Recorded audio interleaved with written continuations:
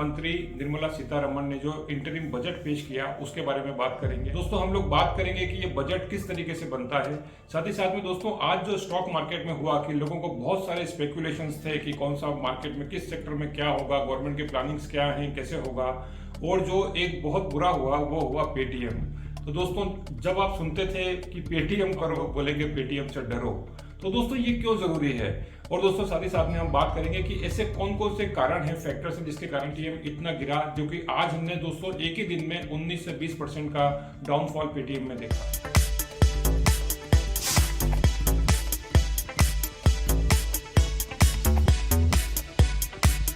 नमस्कार दोस्तों मेरा नाम है पंकज शर्मा और मेरे चैनल डियर लाइफ में आप सभी का स्वागत है। तो दोस्तों शुरू करते हैं। इस वीडियो को शुरू करने से पहले अगर आप हमारे चैनल पर नए हैं तो जरूर सब्सक्राइब कीजिए, बेल आइकन दबाइए ताकि सारे वीडियो के नोटिफिकेशन आपको मिलते रहें। दोस्तों आज स्टॉक मार्केट में कुछ हुआ जो हम सब लोगों को जिसका अंदेशा था। दोस्तों हम बात करते हैं कि पेटीएम का जो रीजन है, सबसे इंपॉर्टेंट ये है कि भारत की नंबर 1 डिजिटल पेमेंट कंपनी। दोस्तों पेटीएम ने ही भारत में जो बाकी की जो डिजिटल पेमेंट कंपनी है उनको रास्ता दिखाया है कि किस तरीके से भारत में ये डिजिटल पेमेंट की शुरुआत हो सकती है। और आप सभी लोग या हम सभी लोग दोस्तों over a period of time अभी इस हैबिट में आ गए हैं कि हमको किस तरीके से डिजिटल पेमेंट करना है। इसके बारे में दोस्तों हम बात करेंगे और डिटेल में, लेकिन सबसे पहले बजट के बारे में हम बात करते हैं। दोस्तों भारत में ये जो इंटरिम बजट होता है ये बेसिकली उस मूवी का टाइटल होता है जो मूवी आने वाली होती है। इसका मतलब ये हुआ दोस्तों जो एक्चुअल बजट भारत में जो पेश किया जाएगा, जो हमारे देश की वित्त मंत्री है निर्मला सीतारमण के द्वारा 24 के लिए, वो आता है जुलाई में।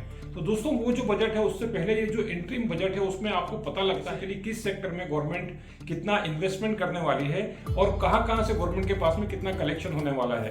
तो दोस्तों इसको देखते हुए एक आपको क्लू मिलता है। स्टॉक मार्केट बेसिकली इन सेंटीमेंट से चलता है कि कौन से सेक्टर में गवर्नमेंट कितनी सीरियस है और कहां कितना इन्वेस्टमेंट आने वाला है।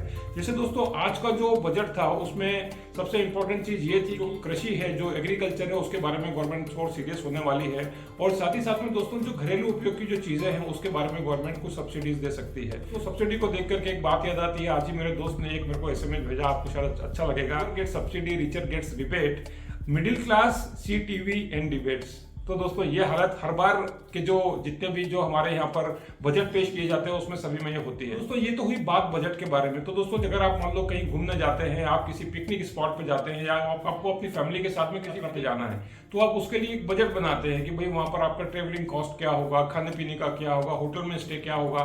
उसी तरीके से दोस्तों भारत की जो वित्त मंत्री पूरे देश का बजट बनाती है और बताती है कि हमारा जो कलेक्शन है वो कहां से आएगा, कितना आएगा, और उस कलेक्शन के अगेंस्ट में हम जो एक्सपेंस करने वाले हैं, जो खर्चा करने वाले हैं, वो कहां का पर किस किस क्षेत्र में करेंगे। दोस्तों यहां से ये पता लगता है कि गवर्नमेंट का डायरेक्शन क्या है।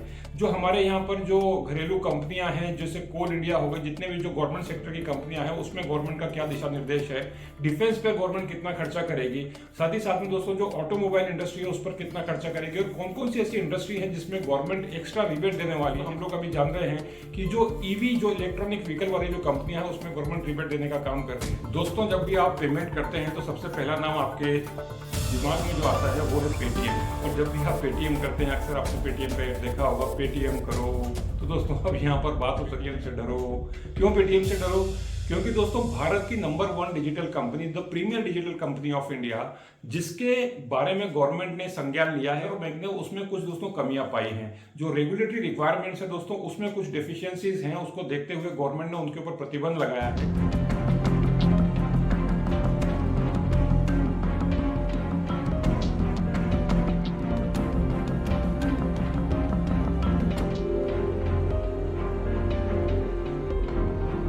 ये जो प्रतिबंध है ये बेसिकली पेटीएम बैंक के ऊपर लगा हुआ है, ना कि जो रूटीन के जो ट्रांजैक्शन होते हैं उसके ऊपर।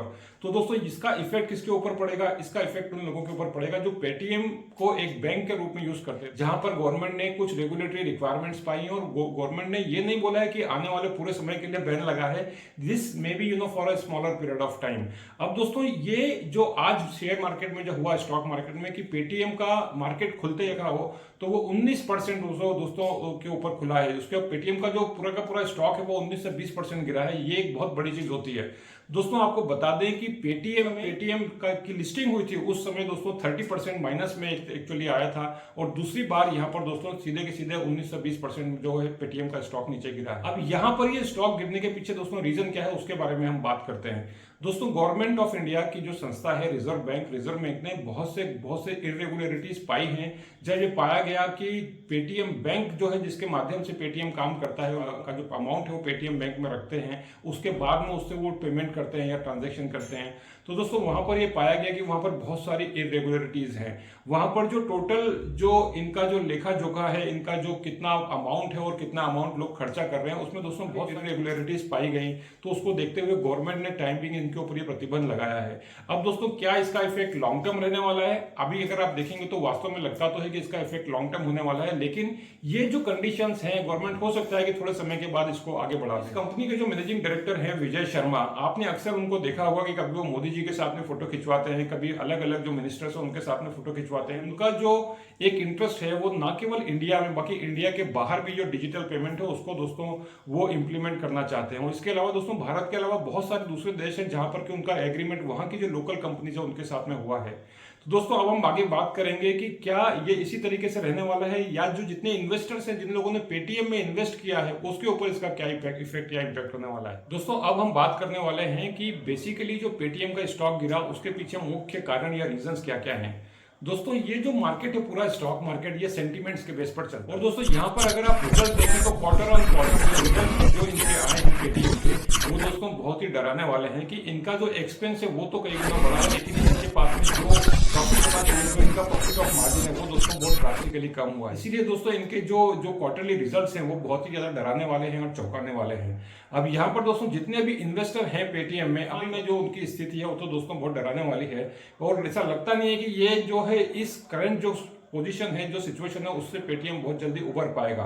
अब यहाँ पर दोस्तों एक बहुत ध्यान देने वाली बात है कि यहाँ पर जो कंपटीशन है वो डिजिटल पेमेंट में दोस्तों इंडिया में बड़ा है। पे गूगल पे, अमेजोन पे और बहुत सारे जो दूसरे जो पेमेंट गेटवेज है डिजिटल पेमेंट करते हैं किसी भी शॉप में या किसी भी खरीदी करने के लिए, या क्यूआर कोड आप यूज करते हैं, तो दोस्तों वहां पर कॉम्पिटिशन बड़ा है। उसको देखते हुए और पेटीएम को धक्का लगा है कि उसका जो स्टॉक है वो काफी नीचे आ गया है। दोस्तों आने वाले समय में ये देखना होगा पेटीएम इस स्थिति से उबर पाता है, क्या उसका मैनेजमेंट कुछ ऐसे करेक्टिव मेजर्स ले सकता है जिसके कारण से कि आने वाले टाइम में जो स्टॉक है वो वापस अपने लेवल पे आए और उसके जो इन्वेस्टर्स हैं उनको कुछ ना कुछ फायदा हो।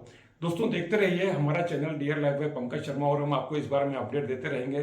चैनल को सब्सक्राइब कीजिए and thank you so much for watching.